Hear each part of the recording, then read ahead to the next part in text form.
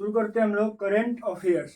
Current affairs का ये part 8 है, जिसमें हम लोग 17 नेशनल इंटरनेशनल करेंट के टॉपिक को कवर करेंगे और 3 बिहार से रिलेटेड करेंट होगा, जो आप करेंट अफेयर्स के किसी भी वीडियो में इसी तरीके का आप पैटर्न को देखेंगे। शुरुआत करते हैं हम लोग। केंद्र सरकार ने ट्रकों में एसी अनिवार्य कब तक किया है कि सभी ट्रकों में एसी लग जाना चाहिए? कब तक? तो 2025 तक। इसको याद कर लेंगे। आगे है गिफ्ट सिटी के चेयरमैन। गिफ्ट सिटी के चेयरमैन कौन बने हैं? तो वह है हसमुख अधिया। हसमुख अधिया। और गिफ्ट का फुल फॉर्म क्या है यहाँ पे? तो Gujarat international finance take. Gujarat international finance take, याद रखेंगे। आगे बढ़ते हम लोग। भारत की बाहरी खुफिया एजेंसी। भारत की बाहरी खुफिया एजेंसी कौन है? तो वह रॉ है। कौन है? रॉ है। और रॉ के प्रमुख कौन बने हैं? तो वो बने हैं रवि सिन्हा। कौन बने हैं? रवि सिन्हा। रॉ के अभी चीफ कौन बने हैं? तो वो बने हैं रवि सिन्हा। रॉ के बारे में जान जाते हैं कि रॉ, इसका नाम है RAW। रॉ इसे पढ़ते हैं। और रॉ क्या है? तो रिसर्च एंड एनालिसिस विंग है। भारत की रिसर्च एंड एनालिसिस विंग को क्या कहते हैं? रॉ कहते हैं, जो भारत के बाहर की खुफिया चीज़ों को, जानकारी को रखती है, एनालिसिस करती है, सरकार को देती है। तो रॉ एक हमारा गुप्तचर विभाग के तौर पे काम करता है। और एक IB है। ये क्या है? इंटेलिजेंस ब्यूरो, IB है। इस प्रकार से हम लोग देखें कि भारत की बाहरी खुफिया एजेंसी रॉ के प्रमुख कौन बने हैं? तो रवि सिन्हा बने हैं। रॉ की स्थापना 21 सितंबर 1968 को न्यू दिल्ली में हुई है। कहाँ पे हुई है? 21 सितंबर को 1968 में न्यू दिल्ली में हुई है। भारत में बिजली की कुल क्षमता कितना है? भारत में बिजली की कुल क्षमता कितना है? तो 417 गीगावाट। 417 गीगावाट है। इसको भी याद कर लेंगे। BPSC टीचर हो या BPSC हो या फिर बिहार SI हो, इन सभी एग्जामों में ये सब करंट बहुत ही काम आने वाला है, बहुत ही मदद पहुंचाएगा आपकी तैयारी में। दुग्ध संकलन साथी मोबाइल ऐप। दुग्ध संकलन साथी मोबाइल ऐप कौन लॉन्च किया है? तो ये लॉन्च किया है डॉक्टर महेंद्र नाथ पांडे। डॉक्टर महेंद्र नाथ पांडे ने इसको लॉन्च किया है। और ये जो महेंद्र नाथ पांडे हैं, भारी उद्योग के मंत्री हैं। भारत सरकार में भारी उद्योग, हेवी इंडस्ट्री के मिनिस्ट्री इनको मिला हुआ है, डॉक्टर महेंद्र नाथ पांडे जी को। आगे बढ़ते हम लोग। एनर्जी ट्रांजिशन इंडेक्स, ऊर्जा संक्रमण सूचकांक 2023, ये इसमें स्वीडन को प्रथम स्थान मिला है। ये जो इंडेक्स जारी किया गया है एनर्जी ट्रांजिशन इंडेक्स का 2023 वाला, तो इसमें स्वीडन को प्रथम स्थान मिला है, जबकि भारत को 67वां स्थान प्राप्त हुआ है। यह रिपोर्ट कौन जारी करता है? यह इंडेक्स कौन जारी करता है? तो WEF। WEF का फुल फॉर्म होता है world economic forum. World economic forum. और वर्ल्ड इकोनॉमिक फोरम की स्थापना कब हुई थी? 24 जनवरी 1971 को। 24 जनवरी 1971 को। और इसका मुख्यालय कहाँ पे है? तो जनेवा, स्विट्जरलैंड की का एक शहर है जनेवा, वहीं पे इसका मुख्यालय है।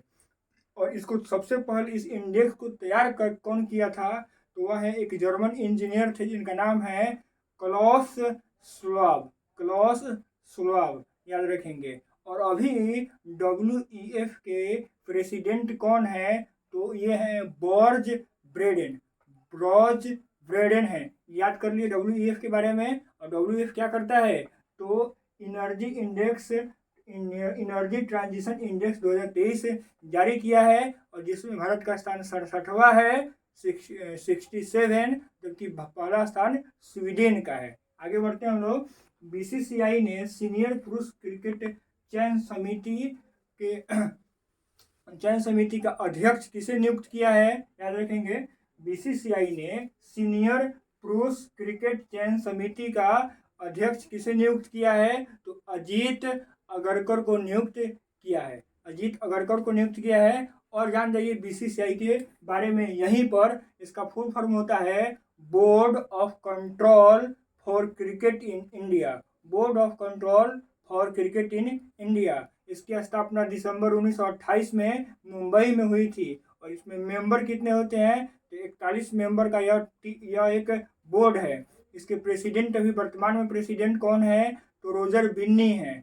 और इसके वाइस प्रेसिडेंट कौन है? तो राजीव शुक्ला है। और इसके सचिव कौन है? तो ये सचिव है जय शाह। कौन है? जय शाह, अमित शाह का जय शाह। और सीईओ कौन है? तो सीईओ अभी है हेमंग अमीन। हेमंग अमीन है। बीसीसीआई के सीईओ कौन है? तो हेमंग अमीन है।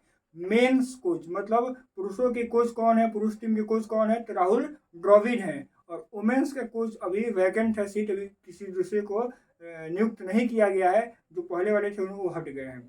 चीफ नेशनल सिलेक्टर कौन है? जो इस प्रश्न में है, सीनियर पुरुष क्रिकेटर चयन समिति के अध्यक्ष किसे नियुक्त किया गया है? तो अजीत अगरकर को नियुक्त किया गया है। और बीसीसीआई की स्पॉन्सर टीम कौन कौन है? तो ड्रीम 11 है, एडिडास है, मास्टर कार्ड है और अंबुजा सीमेंट है। याद रखेंगे। आगे बढ़ते हम लोग। संघाई सहयोग संगठन का नया अस्थायी सदस्य कौन बना है? संघाई सहयोग संगठन, जिसे SCO के नाम से जानते हैं, उसका नया अस्थायी सदस्य बना है ईरान, जो 9वां सदस्य बना है। पहले 8 थे, अब अस्थायी सदस्य कितने हो गए हैं? 9 अस्थायी सदस्य हो गए हैं ईरान के जुड़ने के साथ। संघाई सहयोग संगठन की स्थापना 15 जून 2001 में हुआ था। इसका मुख्यालय बीजिंग में है, चीन के बीजिंग में इसकी मुख्यालय है। और इसका अभी SCO के महासचिव कौन है? तो झांग मिंग है। झांग मिंग है, याद रखेंगे। एकमारा परियोजना, एकमारा परियोजना पश्चिम बंगाल राज्य से संबंधित है, जिस परियोजना में प्राचीन मंदिरों के विकास के लिए कार्य किया जाएगा। जो भी प्राचीन मंदिर है उनको चिन्हित किया जाएगा और उसका डेवलपमेंट किया जाएगा एकमारा परियोजना के से। क्या होगा? वेस्ट बंगाल इसमें संबंधित है, पश्चिम बंगाल। आगे बढ़ते हम लोग। Global forgiveness, global forgiveness day कब मनाया जाता है? विश्व क्षमा दिवस। विश्व क्षमा दिवस कब वैश्विक क्षमा दिवस कब मनाया जाता है? तो 7 जुलाई को मनाया जाता है। यहीं पे हम लोग 1 से लेकर 21 जुलाई के बीच के सभी इम्पोर्टेंट डेट को यहीं पे देख लेते हैं, ताकि 1 से लेकर 11 जुलाई तक के सभी महत्वपूर्ण डे को देख लेते हैं, ताकि एग्जाम में कोई प्रश्न छूटे नहीं। यहाँ पे क्या देखेंगे कि 1 जुलाई को कौन सा डे मनाया जाता है? तो 3 डे मनाए जाते हैं जो परीक्षा के दृष्टिकोण से महत्वपूर्ण है। पहला है राष्ट्रीय डॉक्टर दिवस। राष्ट्रीय डॉक्टर दिवस 1 जुलाई को मनाया जाता है।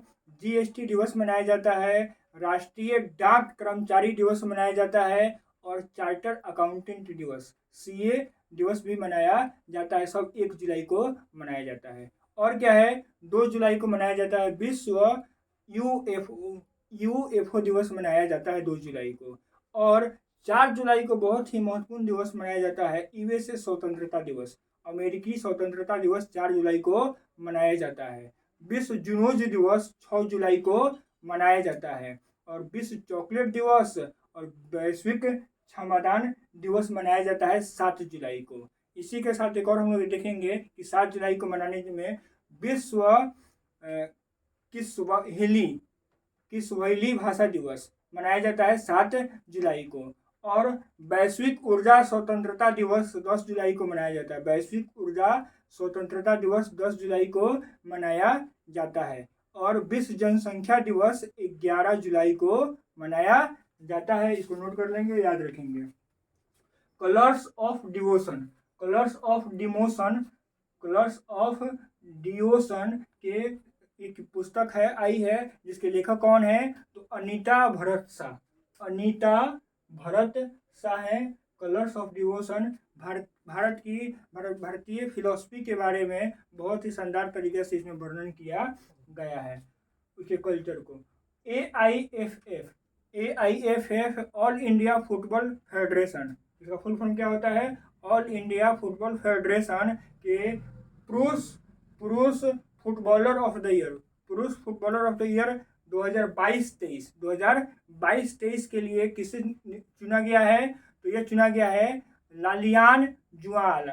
लालियान जुआला, लालियान ज्वाला छांगटे, लालियान ज्वाला छांगटे को चुना गया है जो मिजोरम के हैं। कहाँ के हैं? मिजोरम के हैं। आगे बढ़ते हैं लोग। किसान संपर्क अभियान जम्मू कश्मीर में चल रहा है। किसान संपर्क अभियान कहाँ चल रहा है? जम्मू कश्मीर में। याद करेंगे। उज्ज्वला 2 योजना, उज्ज्वला 2 योजना कब लॉन्च की गई है? तो 10 अगस्त 2021 को। 10 अगस्त 2021 को कहाँ पे? तो यूपी के महोबा जिला में, यूपी के महोबा जिला में इसको किया गया है। अभी यह उज्ज्वला जो योजना है इसके साथ क्या होगा? इसका उद्देश्य क्या है? तो बीपीएल में आने वाली महिलाओं को, बीपीएल में आने वाली महिलाओं को 5 करोड़ ऐसे महिलाओं को इस योजना को का लाभ पहुंचाना है। इसका उद्देश्य क्या है कि बीपीएल में आने वाले लगभग 5 करोड़ महिलाओं को इसका लाभ पहुंचाना है उज्ज्वला योजना के तहत। क्या करके? तो एलपीजी गैस सिलेंडर बांट के, एलपीजी गैस सिलेंडर को बांटना है, फ्री में बांटना है।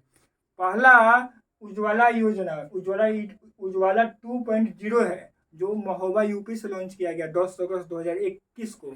जबकि पहला कब किया गया था उज्ज्वला 1? तो यह किया गया था 1 मई 2016 को। 1 मई 2016 को बलिया यूपी, मतलब यूपी के बलिया से, उत्तर प्रदेश के बलिया जिला से इसको लॉन्च किया गया था। आगे बढ़ते हैं हम लोग। संयुक्त राष्ट्र महासभा, संयुक्त राष्ट्र महासभा का 78वां प्रेसिडेंट, 78वां प्रेसिडेंट किसे बनाया गया है? तो डेनिस फ्रांसिस को, डेनिस फ्रांसिस को बनाया गया है जो किस देश के हैं? तो त्रिनिदाद टोबैगो, त्रिनिदाद और टोबैगो एक देश है, ट्रिनिदाद और टोबैगो एक देश है, वहीं के कौन है? तो डेनिस फ्रांसिस हैं। इन्हें 78वां प्रेसिडेंट बनाया गया संयुक्त राष्ट्र महासभा का। और याद क्या रखेंगे? तो इसमें क्या होता है कि 5 अस्थाई और 10 अस्थाई देश इसमें भाग लेते हैं जो 2 सालों के लिए चुने जाते हैं। उसमें से 5 देश को इस बार अस्थायी देश में के रूप में कौन कौन नॉमिनेट हुए हैं, किनको चुना गया है? तो वह है South Korea, Guyana, Sierra Leone, Algeria और स्लोवेनिया। ये 5 देश हैं जो अस्थायी के देश के तौर पे आए हैं। इस बार इनको मौका मिला है। कब के लिए? तो 2024 से 25 टर्म के लिए। याद रखेंगे। और सितंबर के महीना में जो डेनिस फ्रांसिस है उनका कार्यकाल शुरुआत हो जाएगा। सितंबर 2023 से लेकर सितंबर 2024 तक ये रहेंगे। विश्व मौसम विज्ञान संगठन, जिसे WMO के नाम से जानते हैं, उसके प्रेसिडेंट कौन बने हैं? तो उसके प्रेसिडेंट हैं डॉक्टर अब्दुल्ला अल मंडोस। डॉक्टर अब्दुल्ला अल मंडोस बने हैं जो UAE के हैं। कहाँ के हैं? UAE के हैं। और मिस वर्ल्ड 2023 समारोह का आयोजन भारत में हो रहा है। याद रखेंगे, बहुत ही शानदार प्रश्न है। मिस वर्ल्ड 2023 प्रतियोगिता समारोह का आयोजन कहाँ हो रहा है? तो भारत में हो रहा है। यह 71वां समारोह है। कौन सा है? 71वां समारोह है। और याद रखेंगे कि 1951 से इस प्रतियोगिता का आरंभ हुआ है। पहली विजेता कौन थी? तो पहली विजेता का नाम है किकी हाकिसोन। किकी हाकिसोन जो स्वीडन की थी, पहली विजेता है, पहली मिस वर्ल्ड बनी थी, पहली मिस वर्ल्ड बनी थी। भारत से कितने आदमी बन चुकी हैं इसका हम लोग क्रम से यहीं पे लिख लीजिए, नोट कर लीजिए। सबसे पहले भारत से रीता फारिया बनी थी 1966 में। उसके बाद ऐश्वर्या राय बच्चन बनी थी 1994 में। 3 नंबर में है डायना हाइडन बनी थी 1997 में। और युक्ति मुखी बनी थी 1999 में। उसके बाद प्रियंका चोपड़ा बनी थी 2000 में। और 2017 में बनी है मानुषी छिल्लर। रीता फारिया, ऐश्वर्या राय, डायना हाइडन, युक्ता मुखी, प्रियंका चोपड़ा, मानुषी छिल्लर के साथ ये कितना हो गया? तो ये 6 अभी तक मिस वर्ल्ड बने हैं भारत से। याद रखेंगे। इससे पहले कौन बना था? तो वो था पोलैंड की बनी थी कैरोलिना बिलवास्का। कैरोलिना बिलवास्का बनी थी। ये याद रखेंगे मिस वर्ल्ड के बारे में।